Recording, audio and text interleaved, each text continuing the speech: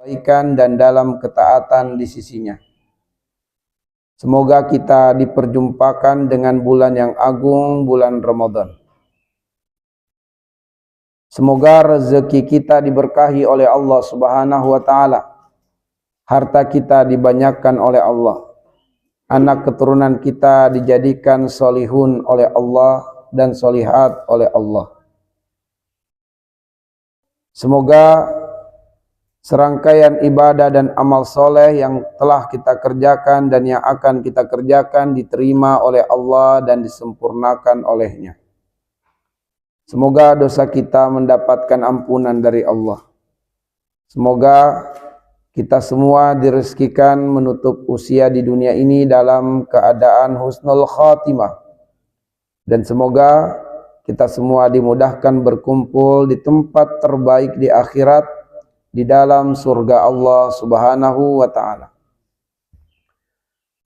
Ma'asyiral muslimin, azanillahu wa iyyakum ajmain. Di kesempatan yang sangat berbahagia ini, kami mengajak kaum muslimin untuk merenungi dan mengambil pelajaran dari ayat puasa. Khususnya ayat 183 surah Al-Baqarah. Ayat yang tidak asing di telinga kita. Bahkan sebagian besar kita telah menghafalnya. Tentu dalam kaitannya dengan beberapa hari ke depan kita akan kedatangan tamu yang mulia, tamu yang agung, bulan suci Ramadan. Persiapan secara lahiriah dan batiniah untuk menyambutnya adalah hal yang harus kita persiapkan sejak dini. Ma'asyiral muslimin azanillahu wa iyyakum ajmain. Allah Subhanahu wa taala berfirman, ya ayyuhalladzina amanu kutiba alaikumus shiyam kama kutiba alal ladzina min qablikum la'allakum tattaqun. Artinya, ya ayyuhalladzina amanu, wahai orang-orang yang beriman, kutiba alaikumus shiyam, diwajibkan atas kalian berpuasa, kama kutiba alal ladzina min qablikum, sebagaimana diwajibkan atas umat-umat terdahulu sebelum kalian, la'allakum tattaqun, agar supaya kalian bertakwa.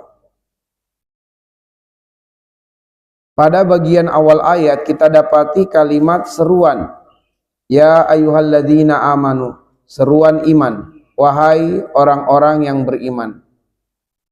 Yang menyeru adalah Allah, yang diseru adalah orang-orang yang beriman. Seruan iman, ya ayyuhalladzina amanu, di dalam Al-Quran berjumlah 89 ayat. Dan dari ke-89 ayat itu kita akan dapati kelanjutannya, atau setelah seruan iman ada 3 kemungkinan. Kemungkinan pertama berisi perintah, kemungkinan kedua berisi larangan, dan kemungkinan ketiga berisi perintah dan larangan sekaligus. Tentu ini menjadi pelajaran penting dan mendasar bahwa yang mampu melaksanakan perintah adalah orang yang beriman. Yang mampu meninggalkan larangan adalah orang yang beriman. Pada ayat yang mulia ini, setelah seruan iman berisi perintah. Kutiba alaikumus shiyam, diwajibkan atas kalian berpuasa. Bahwa yang mampu menjalankan ibadah puasa itu adalah orang yang beriman. Kutiba alaikumus shiyam, wahai orang beriman, diwajibkan atas kalian berpuasa. Berpuasa yang diwajibkan oleh Allah adalah sejumlah hari yang telah ditentukan sebagaimana firman-Nya di ayat berikutnya.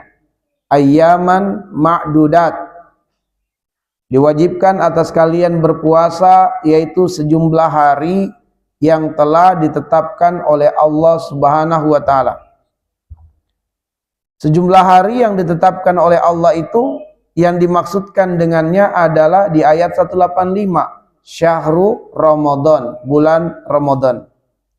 Sehingga ma'asyiral muslimin, kewajiban berpuasa bagi orang-orang yang beriman adalah berpuasa selama 1 bulan di bulan Ramadan. Kalau bulan Ramadannya 29 hari, 29 hari itulah yang dimaksudkan dengan ayyaman ma'dudat. Kalau bulan Ramadannya 30 hari, maka 30 hari itulah yang dimaksudkan dengan ayyaman ma'dudat, sejumlah hari. Kewajiban berpuasa bagi kita orang-orang yang beriman adalah sejumlah hari di dalam bulan Ramadan. Bagaimana teknis pelaksanaan ibadah puasa? Teknisnya disebutkan di ayat 187. Di bagian tengah ayat Allah mengatakan, wa kulu washrabu hatta yatabayyana lakumul khaytul abyadu minal khaytil aswadi minal fajar summa atimmus siyam ilal lail. Teknisnya, di waktu-waktu malam di bulan Ramadan dihalalkan, dibolehkan makan dan minum. Bahkan di bagian awal ayat 187 dibolehkan melakukan hubungan suami istri. Malam-malam Ramadan boleh makan, boleh minum, boleh melakukan hubungan suami istri. Hatta yatabayyana lakumul khaytul abyadu minal khaytil aswadi minal fajar.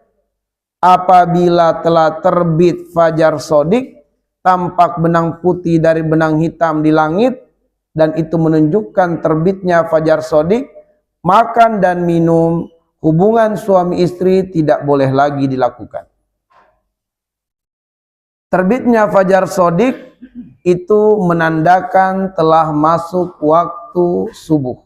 Dimulai dengan azan subuh dikumandangkan. Di zaman Nabi SAW ada 2 kali azan. Azan pertama dikumandangkan oleh Bilal bin Rabah radhiyallahu anhu, dan azan kedua dikumandangkan oleh Abdullah ibnu Ummi Maktum.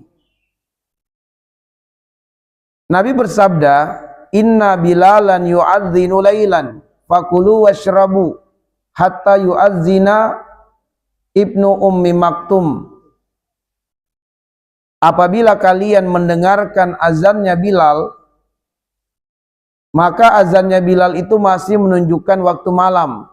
Oleh karenanya makan dan minumlah sampai kalian mendengarkan azannya Abdullah ibnu Ummi Maktum.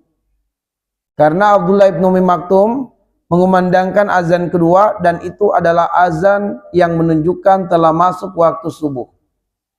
Karena itulah Ibnu Ummi Maktum, karena beliau adalah sahabat yang buta, beliau akan mengumandangkan azan apabila sahabat-sahabat berkata kepadanya, ya Ibnu Ummi Maktum, dakhalal waktu, telah masuk waktu subuh, maka beliau akan mengumandangkan azan. Jika azan yang dikumandangkan oleh Abdullah ibnu Ummi Maktum terdengar, itulah imsak. Itulah imsak. Sehingga ma'asyiral muslimin, waktu imsak atau waktu dimulainya menahan diri dari makan dan minum, menahan diri dari melakukan hubungan suami istri, menahan diri dari hal-hal yang membatalkan puasa, dimulai ketika masuk waktu azan subuh.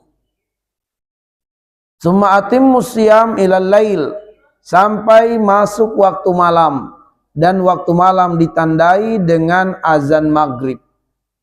Tak usah menunggu sampai azan maghrib tuntas. Begitu terdengar seruan azan di waktu maghrib, Allahu Akbar, maka bersegeralah untuk iftar. Bersegera itulah yang disebut dengan ta'jil. Ta'jil artinya bersegera. Dalam bahasa Arab ada ta'jil, ada ta'jil pakai ain, ada hamzah, ada ain. Yang benar ta'jil pakai ain, bukan hamzah, ta'jil. Bedanya kalau ta'jil artinya menunda, sedangkan ta'jil pakai ain artinya bersegera. Nah, yang dimaksudkan dengan apa yang sering kita ucapkan yaitu ta'jil, itu artinya adalah pakai ain yang maksudnya dengannya adalah segerakan iftar. Segerakan untuk berbuka puasa, jangan tunda-tunda. Ma'asyiral muslimin, itulah teknis pelaksanaan ibadah puasa di bulan Ramadan. Kemudian kapan kita mulai menjalankan ibadah puasa? Kapan kita mulai satu Ramadan? Di dalam ayat 185 surat Al-Baqarah, Allah mengatakan, "Faman syahida minkumus syahra falyasum." Siapa yang berdiam di suatu negeri, yaitu sebagai mukim, bukan musafir, dalam keadaan sehat walafiat, kemudian menyaksikan masuknya hilal Ramadan, falyasum, dia wajib berpuasa. Jadi kita mulai melaksanakan ibadah puasa satu Ramadan jika di malamnya sudah terlihat hilal Ramadan dan kita sebagai mukim bukan musafir, dan kita dalam keadaan sehat walafiat, tidak sebagai orang yang sakit.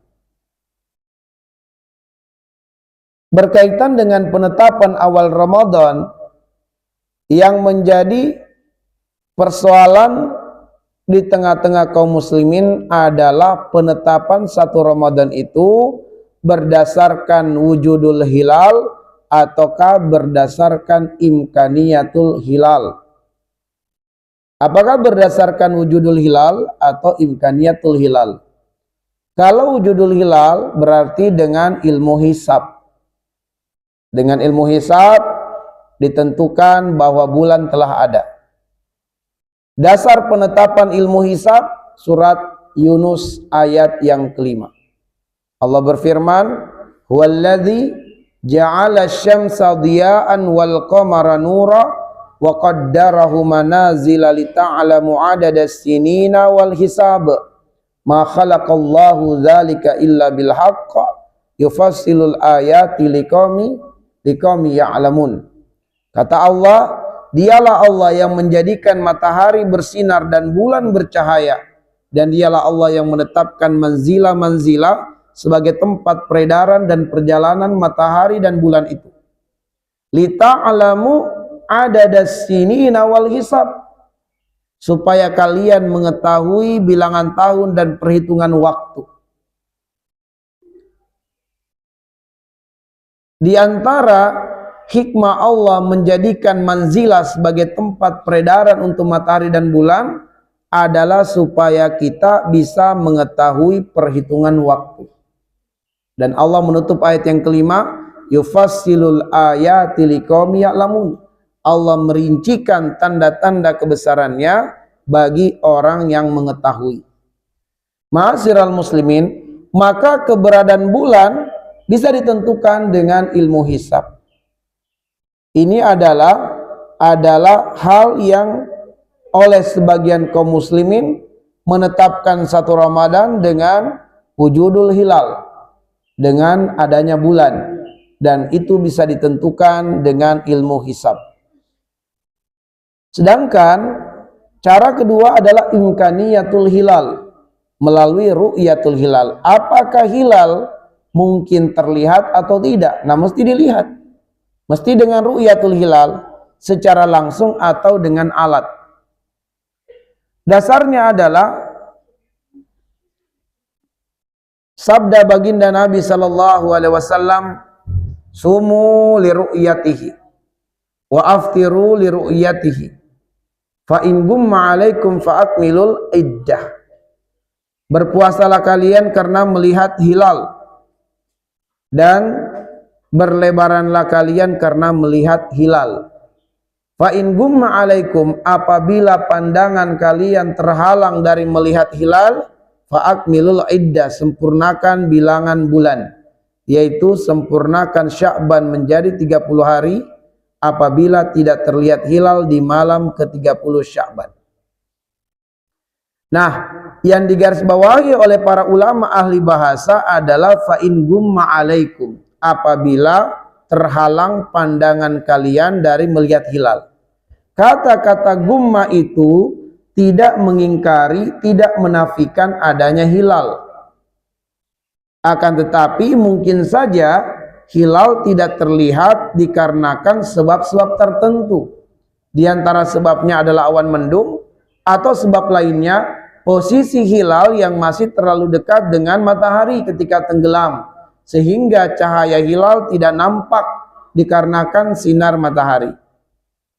Karena itulah kemudian pemerintah di dalam riset dan penelitiannya menetapkan bahwa untuk mungkin hilal itu terlihat, posisinya harus 3 derajat minimal dari ufuk.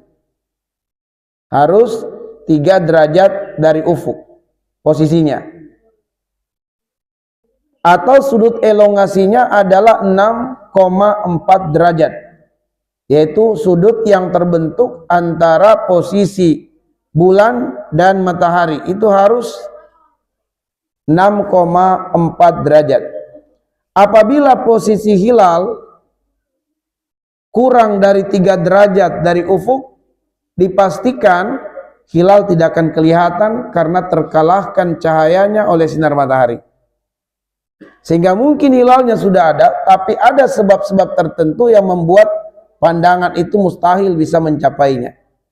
Contohnya ma'asyiral muslimin, bahwa di ruangan muslimah ini kita nggak tahu apakah ada muslimah atau tidak karena pandangan kita terhalang, ada hijab, ada tembok. Keberadaan hijab atau tembok yang menghalangi pandangan kita tidak menutup kemungkinan adanya muslimah di baliknya. Hanya saja kita tidak melihatnya karena adanya hijab tadi.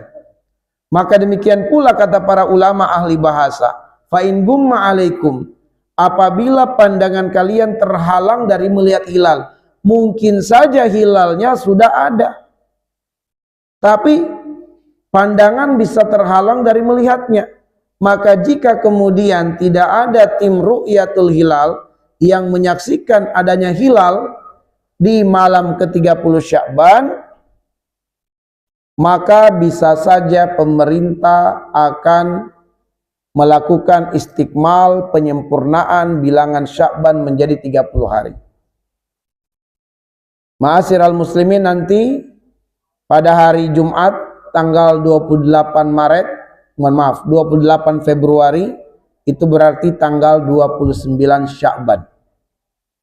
Malamnya sudah mulai menjelang maghrib, sudah mulai dilakukan pengamatan terhadap hilal. Ketika mataharinya tenggelam, posisi hilal sudah di mana? Di situ akan dilakukan pengamatan. Jika posisi hilal sudah mencapai 3 derajat minimal dari ufuk, ufuk itu pertemuan antara langit dan daratan atau pertemuan antara langit dan laut, nah itu adalah ufuk. Jika kemudian posisi hilal sudah 3 derajat, lalu kemudian ada tim di suatu tempat atau suatu wilayah menyaksikan ada hilal, maka persaksiannya bisa diterima. Wajar, mungkin dia lihat karena memang posisi hilal sudah bagus. Tapi kalau kemudian tim-tim ru'ya yang terbentuk kebanyakannya tidak melihat hilal, tapi sebagian mengatakan melihat hilal. Nah, sekarang pemerintah akan melihat posisi hilal itu seperti apa. Kalau posisi hilal kurang dari 3 derajat, maka bisa saja pemerintah akan menolak persaksian beberapa tim ru'ya yang mengaku melihat hilal. Karena dalam hitungan matematisnya tidak mungkin hilal bisa terlihat. Posisinya masih rendah. Inilah ma'asyiral muslimin yang disebut dengan imkaniyatul hilal. Lalu bagaimana sebaiknya kita di dalam penetapan 1 Ramadan ini? Yang terbaik bagi kita adalah menunggu dan mengikuti hasil sidang isbat. Kenapa ma'asyiral muslimin? Berdasarkan sabda Nabi sallallahu alaihi wasallam. Rasulullah bersabda, "Shaumukum yauma tasumun, wa fitrukum yauma tuftirun, wa adhakum yauma tadakhun." Hari berpuasanya kalian adalah hari mayoritas kaum muslimin berpuasa. Hari berlebarannya kalian hari mayoritas kaum muslimin berlebaran, dan hari berkurbannya kalian hari mayoritas kaum muslimin berkurban.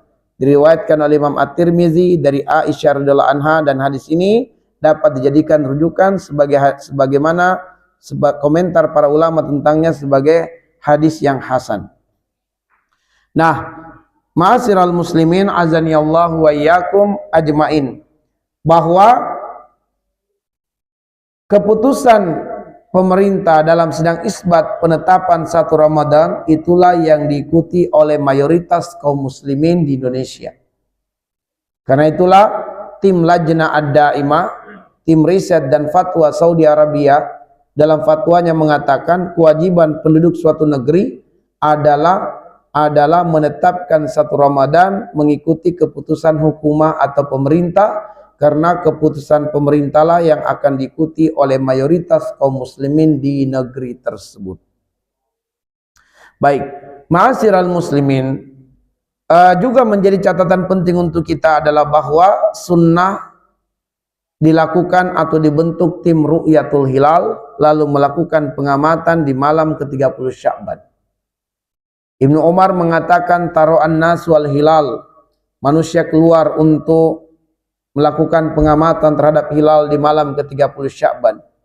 Kata Ibnu Umar, dan Ibnu Umar adalah ulama yang faqih dari kalangan sahabat, dia mengatakan fa inni ra'aituhu, dan aku melihat hilal, tapi orang-orang tidak melihatnya, aku melihat hilal dengan keilmuanku. Fa zahabtu ilan nabi, aku segera mendatangi Nabi, fa akhbartuhu, aku beritahu beliau sallallahu alaihi wasallam, inni ra'aituhu, sungguh aku melihat hilal. Fa shoma wa amara an-nasa bisyam. Lalu kemudian Nabi menetapkan berpuasa besok, dan Nabi mengumumkan kepada manusia untuk berpuasa besok.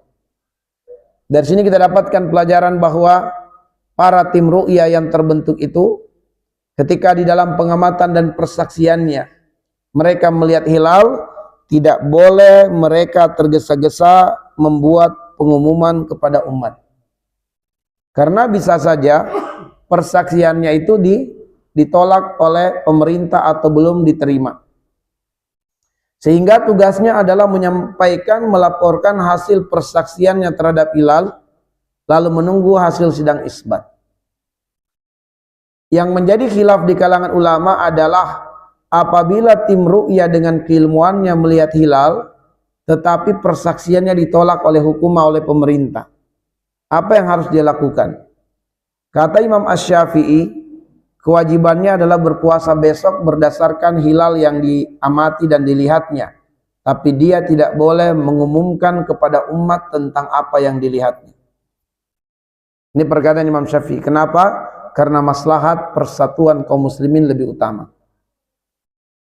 Menurut Imam Ahmad, yang wajib bagi tim ru'ya tersebut adalah mengikuti keputusan pemerintah dan tidak berpuasa besoknya meskipun dia menyaksikan ada hilal. Tetapi pemerintah tidak menerima persaksiannya.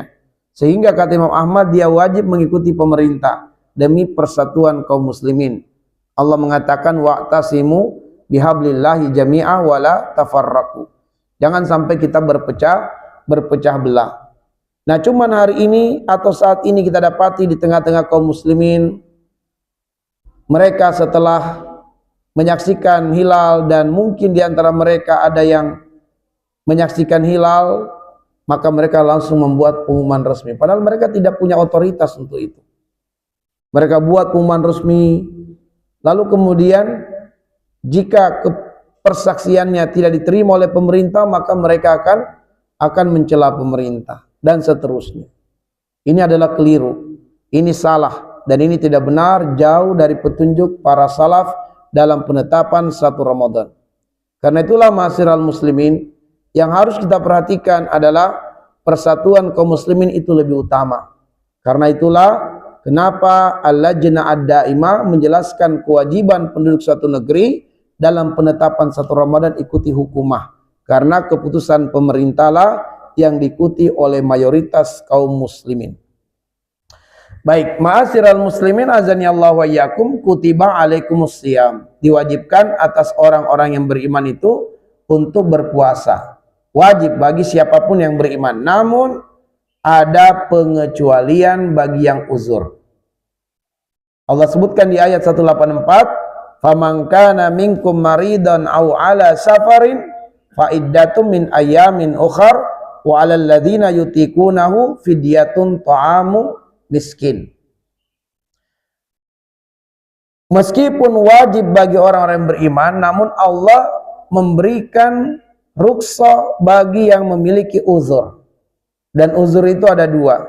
Ada uzur yang bersifat sementara, uzur yang tidak langgeng, uzur yang tidak seterusnya. Dalam konteks ayat ini, uzurnya adalah sakit yang masih berpeluang besar untuk sembuh, dan juga uzur karena safar. Maka kedua kondisi ini, karena uzurnya bersifat sementara, uzurnya tidak langgeng, maka dibolehkan keduanya tidak berpuasa, namun kewajibannya mengqadha di hari-hari yang lain di luar bulan Ramadan. Adapun kemudian uzur yang menjadikan seseorang tidak bisa berpuasa, uzurnya langgeng, uzurnya berkesinambungan, uzurnya sulit dihilangkan, yaitu kelemahan kepada seseorang karena sakit yang tidak kunjung sembuh, atau sakit yang menahun, atau sakit yang peluang sembuhnya kecil dan tidak bisa diprediksi kapan sembuhnya, atau yang kedua kelemahan karena faktor usia. Maka mereka yang benar-benar tidak mampu lagi berpuasa karena kelemahan fisiknya, kewajibannya adalah membayar fidyah. Karena uzurnya itu berlangsung lama, uzurnya langgeng, maka kewajibannya adalah fidyah dan tidak ada kewajiban puasa atasnya. Fidyah, yaitu ta'amu miskin, memberi makan kepada seorang miskin untuk 1 hari dia tidak berpuasa. Ma'asyiral muslimin azani Allah wa iyyakum ajmain. Mari kita melangkah kepada penggalan ayat berikutnya. Kama kutiba 'alal ladzina min qablikum. Sebagaimana diwajibkan atas orang-orang sebelum kalian. Allah Maha Pembuat syariat. Sekiranya perintah puasa ini, ya ayyuhalladzina amanu kutiba alaikumus syiyam la'allakum tattaqun, maka telah jelas dan telah sempurna perintah. Tapi Allah yang maha bijaksana memberikan pengabaran, kama kutiba alal ladzina min qablikum. Allah kabarkan bahwa kewajiban berpuasa itu sebagaimana juga diwajibkan atas umat-umat terdahulu. Siapakah umat-umat terdahulu? Umat-umat terdahulu adalah disebutkan dalam surat An-Nisa ayat 69, minan nabiyyin wasiddiqin wasyuhada wassolihin.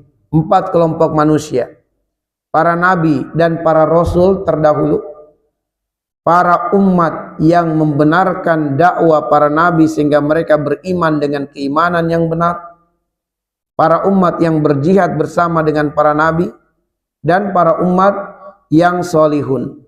Inilah umat-umat terdahulu yang diwajibkan menjalankan ibadah puasa. Hikmah Allah mengabarkan kepada kita sebagai jawaban atas doa yang selalu kita panjatkan tidak kurang 17 kali setiap hari. Ihdinas siratal mustaqim siratal ladzina an'amta alaihim. Kita memohon agar ditunjukkan hidayah oleh Allah, hidayah meniti jalan yang lurus, jalan orang-orang yang diberi nikmat oleh Allah Subhanahu wa taala. Nah, Allah memberitahukan kepada kita orang-orang yang diberi nikmat itu adalah 4 kelompok manusia yang kita sebutkan tadi berdasarkan An-Nisa ayat 69. Sehingga siapapun yang menjalankan ibadah puasa di bulan Ramadan, artinya dia berada di atas jalan yang lurus. Siapapun yang menjalankan ibadah puasa di bulan Ramadan, artinya dia sedang meniti jalannya orang-orang yang diberi nikmat. Bahwa siapapun yang menjalankan ibadah puasa di bulan Ramadan, artinya dia akan membersamai orang-orang yang diberi nikmat di akhir perjalanan hidup, yaitu masuk ke dalam surga Allah Subhanahu wa taala.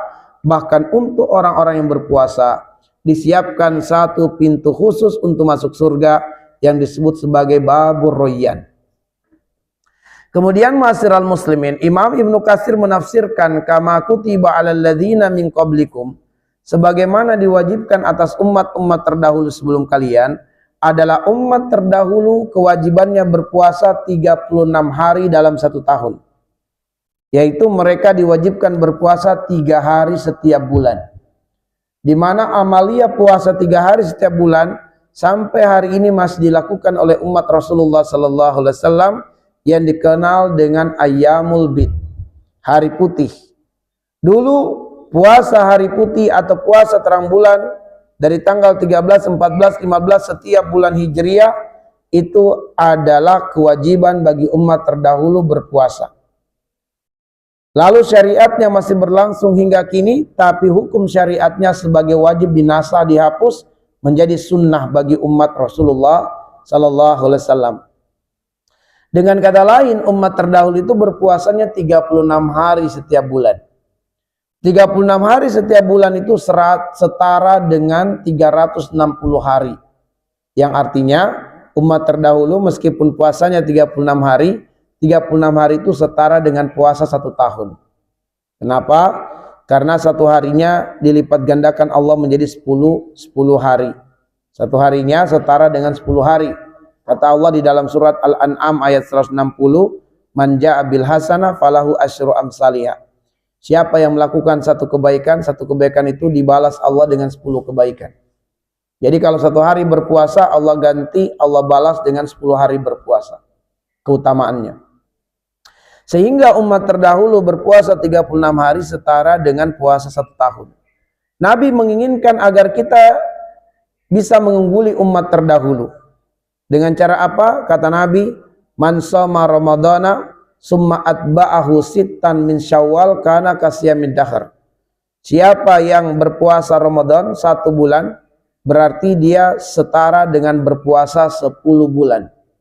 Kemudian siapa yang mengikutkan setelah puasa Ramadan itu 6 hari berpuasa di bulan Syawal, 6 hari berpuasa di bulan Syawal setara dengan puasa 60 hari, setara dengan puasa 2 bulan, sehingga kata Nabi, puasa Ramadan ditambah 6 hari Syawal kana kasyamid dahr, seperti berpuasa selama 1 tahun penuh. Baik, yang terakhir ma'asyiral muslimin, la'allakum tattaqun, agar supaya kalian bertakwa.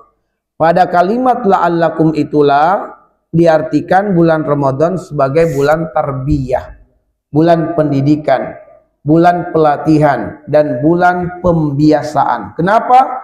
Karena bulan Ramadan benar-benar dikondusifkan oleh Allah untuk perbaikan iman dan takwa kita. Dasar dalil pengkondisiannya adalah Nabi bersabda, "Qad ja'akum Ramadanun syahrun mubarakun." Datang kepada kalian Ramadan, dia adalah bulan yang agung, bulan yang penuh berkah.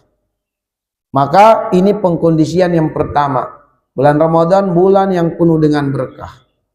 Yang kedua, pengkondisian yang kedua, tuftahu fihi abwabul jannah. Di bulan Ramadan dibuka pintu surga selebar-lebarnya, seluas-luasnya. Pengkondisian yang ketiga, wa tughlaqu fihi abwabun nar. Di bulan Ramadan pintu neraka ditutup serapat-rapatnya. Pengkondisian yang keempat, wa suffidati syayatin. Setan-setan dari kalangan jin ditangkap dan dibelenggu, kecuali setan-setan dari kalangan manusia masih berkeliaran di bulan Ramadan. Lalu kemudian yang kelima, pengkondisian yang kelima, fihi lailatun khairun min alfi syahr. Terdapat 1 malam di bulan Ramadan itu, 1 malam yang lebih baik dari 1000 bulan. Allah sudah mengkondisikan bulan Ramadan dengan pengkondisian yang benar-benar dapat membantu menguatkan keimanan dan ketakwaan kita. Maka sesiapa yang tidak bergairah beribadah di bulan Ramadan, siapa yang melalaikan Ramadan, maka sebenarnya orang itu tidak diinginkan oleh Allah mendapatkan kebaikan. Maka Nabi mengatakan, "Man hurima khairaha faqad hurim." Siapa yang diharamkan kebaikan Ramadan, maka sebenarnya Allah lah yang tidak menginginkan kebaikan kepadanya. Sebab Allah jika menginginkan kebaikan seorang hamba, Allah akan memberikan taufik bagi sang hamba untuk memaksimalkan ibadah, khususnya di bulan yang Allah telah kondusifkan untuk memaksimalkan ibadah. Maka sebagai penutup ma'asyiral muslimin, bagaimana supaya kita sukses menjalani Ramadan? Kita harus bergaya hidup takwa. Rumus gaya hidup takwa untuk memudahkan bagi kita, kenali 5 hukum dalam ilmu fikih: wajib, sunnah, mubah, makruh, haram. Rumusnya, untuk amalan, ucapan, perbuatan nampak tidak nampak, jika kategori hukumnya adalah wajib, rumusnya laksanakan, sempurnakan. Contohnya, puasa, sholat 5 waktu, wajib hukumnya di bulan Ramadan, rumusnya laksanakan, sempurnakan. Untuk amalan, ucapan, atau perbuatan nampak tidak nampak, jika kategori hukumnya adalah sunnah, rumusnya perbanyak dan variasikan. Contoh amalia sunnah di bulan Ramadan: baca Quran, sunnah, perbanyak. Qiyamul lail, sunnah, perbanyak. Sedekah, sunnah, perbanyak. Zikir, doa, sunnah hukumnya, perbanyak. Apabila amalan, ucapan, perbuatan nampak tidak nampak, kategori hukumnya adalah mubah, rumusnya kurangi. Contoh perkara mubah di bulan Ramadan adalah tidur pagi, kurangi. Nonton TV, kurangi. Olahraga, kurangi. Jalan-jalan sore, jalan-jalan pagi, kurangi. Keliling-keliling ke mall, kurangi. Perkara mubah, kurangi. Banyak makan di malam hari, kurangi. Nonton lawakan, sinetron, film, kurangi. Interaksi dengan handphone, kurangi. Perkara mubah, rumusnya kurangi. Apabila ucapan, amalan, perbuatan nampak tidak nampak, kategori hukumnya adalah makruh, rumusnya adalah hindari. Contoh makruh, apa sih makruh itu? Makruh yusabu ala tarkihi wala yu'aqabu ala fi'lihi. Kalau ditinggalkan makruh itu dapat pahala, jika dikerjakan yang makruh itu tidak berdosa. Contoh makruh, tidur antara subuh sampai syuruk, itu makruh. Kalau tidak tidur daripada subuh sampai waktu syuruk, dapat pahala. Jika tidur tidak berdosa, tidak berdosa. Tidur dari antara asar dan maghrib, walaupun tidurnya hanya 10 menit, makruh hukumnya. Tidur antara maghrib dan isya, makruh hukumnya. Termasuk perkara makruh tidur dalam majelis ilmu. Tidur ketika mendengarkan ceramah. Betul memang perkataan Ustadz itu pengantar tidur yang sangat nikmat, ya. Tapi jika kita bertahan tidak tidur dapat pahala. Tapi jika tidur tidak berdosa, tidak mengapa. Ya, tidak ada celaan bagi yang tidur dalam majelis ilmu, kecuali dia mengeluh, Ustadz kenapa ya? Pokoknya setiap kali majelis ilmu pasti mata saya itu bagaikan gunung bergelantungan di kelopak mata, berat. Setiap kali, bukan kurang tidur, bukan karena lelah, bukan karena faktor begadang, tapi betul-betul setiap kali majelis ilmu pasti ngantuk. Nanti kalau Ustadz mengatakan baiklah kita cukupkan kajian, langsung melek matanya, terang. Ada apa ini? Kata Ibnul Qayyim Al-Jauziyah dalam kitab Ad-Da'u wad-Dawa, sesiapa yang ditimpa dengan rasa kantuk setiap kali bermajelis ilmu, atau kebanyakannya bermajelis ilmu, bukan sesekali, bukan, tapi seringkali, kebanyakannya, atau setiap kali. Setiap kali majelis ilmu pasti berat matanya dan tertidur.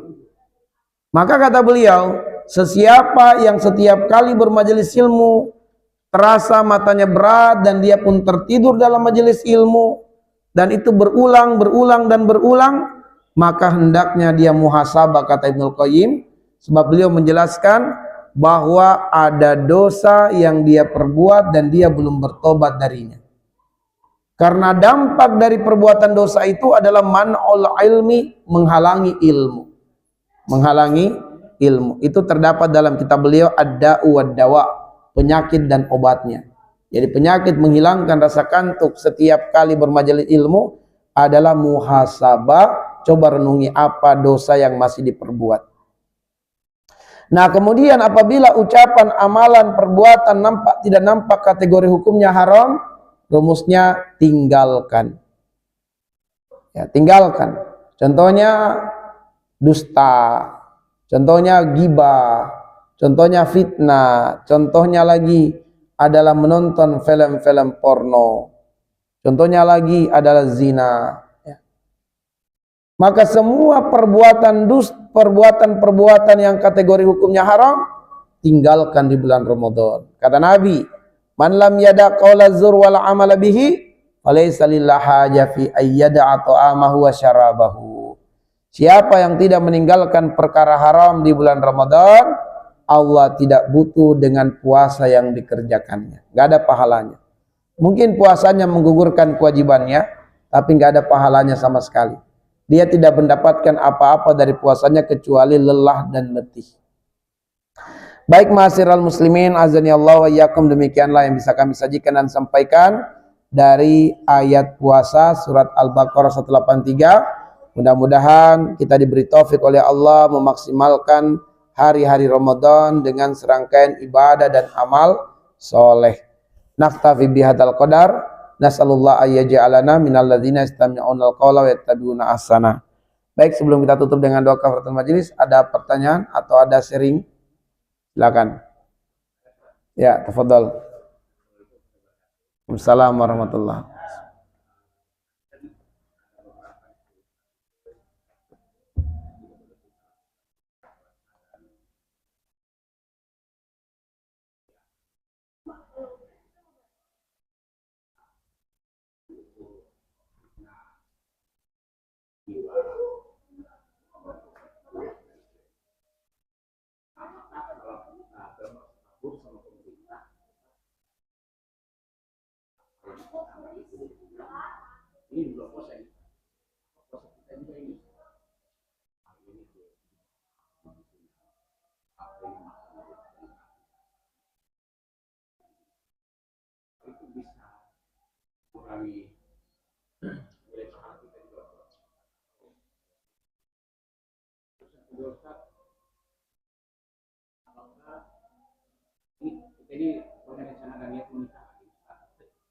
Insyaallah, amin.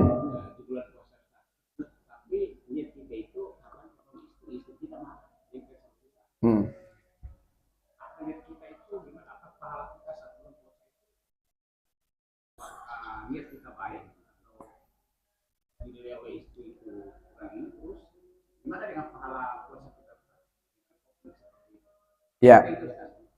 Baik, bismillah, alhamdulillah, wassalatu wassalamu ala asyrafil anbiya'i wal mursalin wa ala alihi wa sahabatihi ajmain, amma ba'du.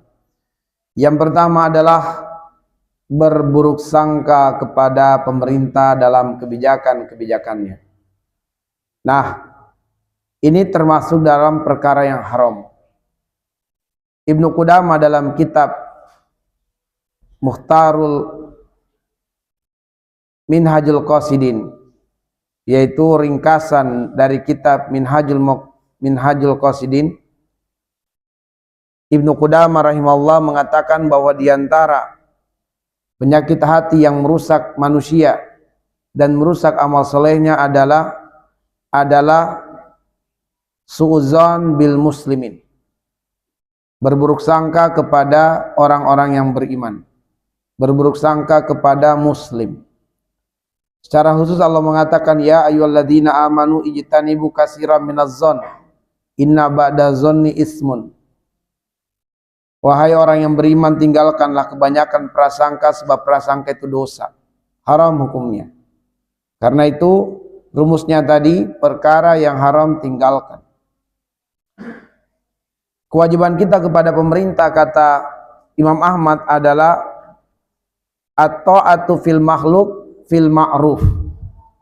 Ketaatan kepada makhluk itu dalam perkara kebaikan.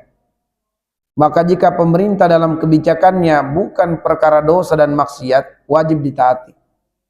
Kecuali kalau pemerintah dalam kebijakannya membolehkan riba, membolehkan khamar beredar di masyarakat, mengizinkan tempat-tempat prostitusi melakukan operasi secara legal, maka ini semua adalah wajib kita ingkari dan tidak boleh mentaatinya dalam perkara yang demikian. Adapun pemerintah dalam kebijakannya perkara ma'ruf, kebaikan, maka kita harus mendukungnya. Kalau pemerintah sudah menetapkannya dalam rapat besarnya mereka, dalam penetapan kebijakannya telah diketuk palu, maka kewajiban kita adalah menerimanya dan mendoakan semoga mendatangkan kebaikan dan keberkahan. Mungkin kita tidak langsung merasakan manfaat dari kebijakan itu, tapi ada sebagian dari kaum muslimin yang mengambil manfaat dari kebijakan itu. Maka karena itulah kita doakan pemerintah kita dengan doa terbaik kita, semoga diberikan taufik dan hidayah yang kebijakan dan keputusannya benar-benar mendatangkan maslahat besar bagi Islam dan kaum muslimin secara khusus dan bagi masyarakat negeri secara umum. Wajib kita taat dan tidak boleh kita mengambil peran atau sikap atau barisan mengingkari, menolak, memburukkan, menjelekkan pemerintah. Jangan. Sebab kebijakan pemerintah juga telah melewati banyak kepala, telah melewati banyak diskusi sampai keluarlah keputusan atau kebijakan tersebut. Dan ini sejalan dengan firman Allah Subhanahu wa taala, wasyawirhum fil amr fa iza azamta fatawakkal 'alallah. Apabila kalian hendak mengambil suatu keputusan, maka bermusyawarahlah. Dan jika kalian telah memutuskan suatu perkara dan berkomitmen dengan keputusan tersebut, ya fatawakkal 'alallah. Bertawakallah kepada Allah. Ya, bertawakallah kepada Allah. Sehingga kalau kebijakan itu sudah ditempuh dengan cara musyawarah, itulah yang terbaik dan kita harus sam'an wa ta'atan. Kita terima. Sebab misalnya nih program makan gratis, apakah ada unsur maksiat dalam program ini?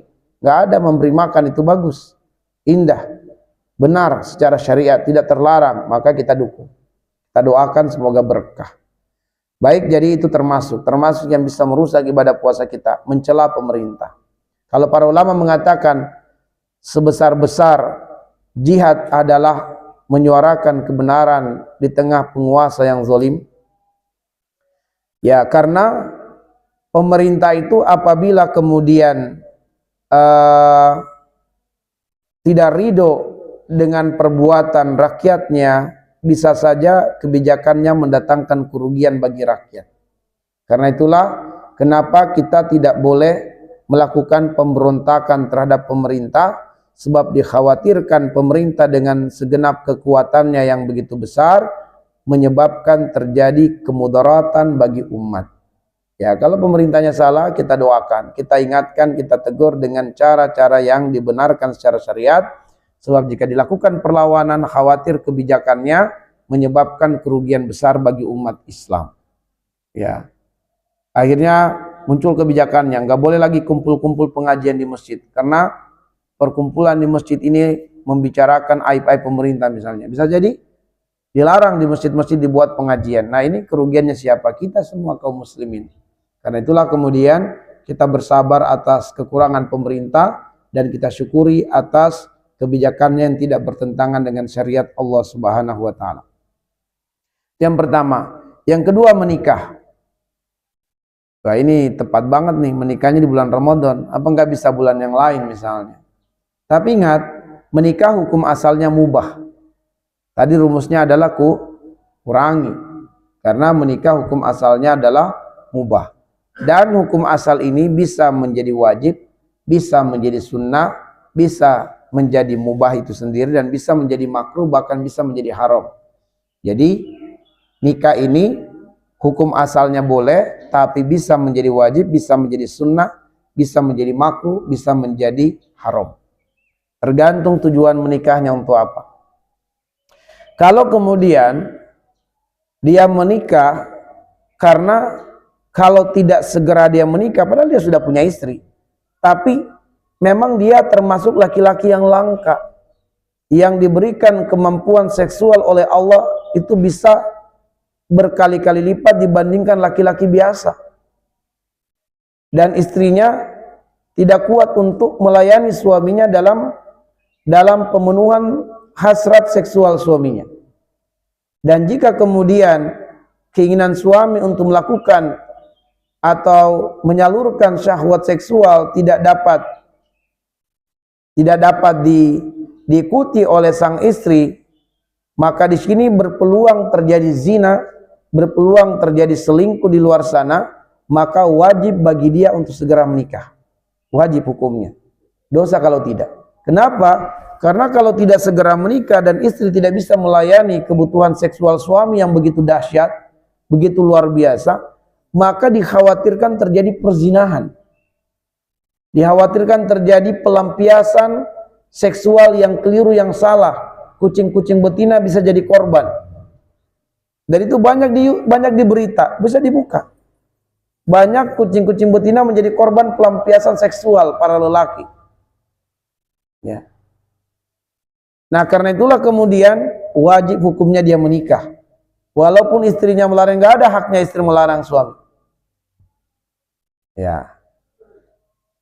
Namun, agar supaya laki-laki tidak terkesan egois, sebab kita berbicara takarannya, standarnya, parameternya syariat. Bukan persoalan enak banget nih laki-laki, egois banget, enggak. Karena itulah di antara syarat untuk berpoligami, dia harus mampu berlaku adil dalam perkara dunia. Bukan dalam perkara cinta, tapi dalam perkara dunia. Kalau cinta, perasaan ini memang agak sulit dibagi. Terkadang lebih berat pada satu pihak daripada pihak yang lain. Tapi harus adil dalam perkara dunia. Kalau istri pertama diberi rumah, istri kedua harus dibelikan rumah juga. Kalau istri pertama dibelikan mobil, istri kedua juga harus dibelikan mobil. Harus diberikan nafkah yang sama, harus adil dalam perkara dunia. Istri pertama jatah waktu 3 hari, istri kedua juga 3 hari. Masih ada jatah 1 hari, ya. Nah, jadi harus kemudian adil dalam persoalan ini, sehingga apabila dia menikah lagi, apa nih tujuannya? Kalau dikhawatirkan akan terjadi perzinahan jika tidak segera menikah, dikarenakan syahwat seksual yang begitu besar dan kemampuan istri melayani suami terbatas, wajib dia nikah. Bahkan meskipun di bulan Ramadan nikah. Ya, daripada rusak Ramadannya karena zina. Itu yang pertama. Yang kedua, apabila dia mapan secara finansial, apabila dia mampu menjaga diri, tidak akan terjatuh pada perbuatan selingkuh. Sedangkan banyak wanita-wanita yang butuh dibantu dan diselamatkan, maka pada saat itu sunnah hukumnya dia menikah dengan niat untuk menolong, menyelamatkan banyak muslimah yang belum menikah. Ya, sunnah hukumnya dia menikah. Apabila dia tidak khawatir akan terjatuh pada perbuatan zina, sedangkan dia juga mapan secara finansial, makanya dia sunnah hukumnya menikah. Sunnah, sangat dianjurkan dia menikah lagi. Apalagi kalau dia orang yang soleh, sunnah hukumnya. Kenapa? Sebab orang yang soleh ketemu dengan solihah, itu berpeluang lahir generasi yang solehun dan solihat. Ya, seperti itu.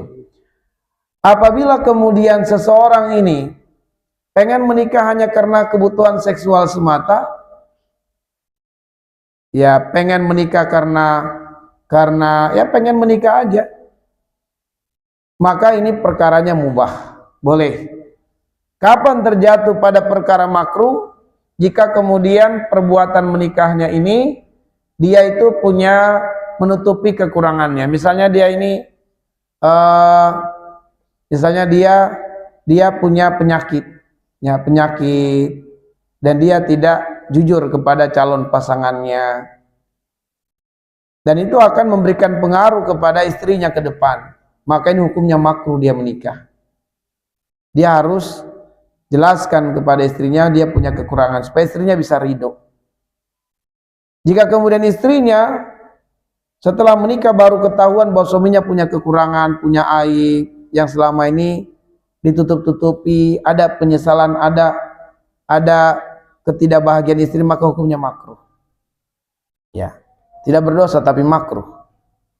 Namun apabila kemudian menikahnya adalah untuk menzolimi istri, Dia nikah tapi nggak mau dinafkahi, malah dia yang minta dinafkahi oleh istri. Ini hukumnya haram dia menikah. Ya. Dia menyuruh istrinya bekerja dan dia duduk-duduk di rumah saja. Nonton TV, merokok, istrinya yang bekerja. Dia nggak bekerja, dia mah nyantai. Maka ini hukumnya haram. Ya, hukumnya haram dia menikah. Nah, karena itulah kemudian kita harus tahu kita berada pada posisi hukum yang mana. Kalau wajib harus segera walaupun Ramadan. Kalau sunnah bertahanlah sampai selesai Ramadan. Karena tidak dikhawatirkan diri kita. Maka sabar dulu, tunggu setelah Ramadan, baru kemudian kita menikah. Ya.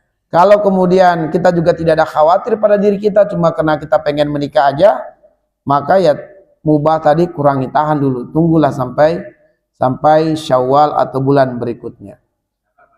Nah, kalau makruh hindari, kalau haram tinggalkan. Jangan nikah dulu kalau memang ternyata belum mapan secara finansial, belum kuat secara finansial, belum siap bertanggung jawab menafkahi anak orang, jangan dulu menikah. Nanti kita zolimi anak orang. Ya. Jangan dulu, sabar. Gitu. Nah, seperti itu. Itulah jawabannya. Nah, kalau kemudian tadi kategorinya wajib atau sunnah dia lakukan, maka pada saat itu dia yang sudah bersamai istri pertama sekian tahun, dia tentu sudah bisa membaca karakter istri pertama. Maka pada saat itu kalau kebohongannya adalah untuk supaya tidak terjadi konflik yang besar dan dia berijtihad bahwa saat ini belum saatnya saya jujur kepada istri saya bohong aja dulu. Dengan niat untuk melanggengkan rumah tangga atau untuk menghindari konflik yang besar, maka pada saat itu bohongnya dibenarkan oleh syariat. Karena untuk kemaslahatan. Tapi dia bermaksud untuk mempersiapkan waktu yang tepat dengan strategi yang tepat untuk menceritakan secara jujur kepada istrinya nantinya. Nah, karena dia sudah sangat mengenal istrinya, karakter istrinya. Karena kita laki-laki boleh tidak minta izin kepada istri kalau pengen nikah secara syariat ya. Persoalan harus minta izin tidak minta izin itu tidak menjadi ketentuan dalam syariat untuk kebolehan menikah. Ya, secara syariat tanpa pengetahuan istri boleh menikah. Cuman kan kalau kita ada aturan-aturan hukum yang terikat dengannya, harus izin istri kalau PNS misalnya, kalau pengen, bahkan tidak boleh poligami ya. Saya tahu saya seperti itu, Allahu a'lam bishawab. Ala kulli hal, sekali lagi bahwa berbohong kepada istri di bulan Ramadan selagi untuk kemaslahatan, selagi untuk melanggengkan ikatan rumah tangga, selagi untuk menjaga keharmonisan dan kebahagiaan bersama, dibolehkan berbohong kepada istri. Allahu a'lam bishawab. Cukup? Cukup ya. Mari kita tutup dengan doa kafaratul majelis.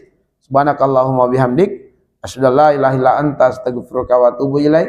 Assalamualaikum warahmatullahi wabarakatuh.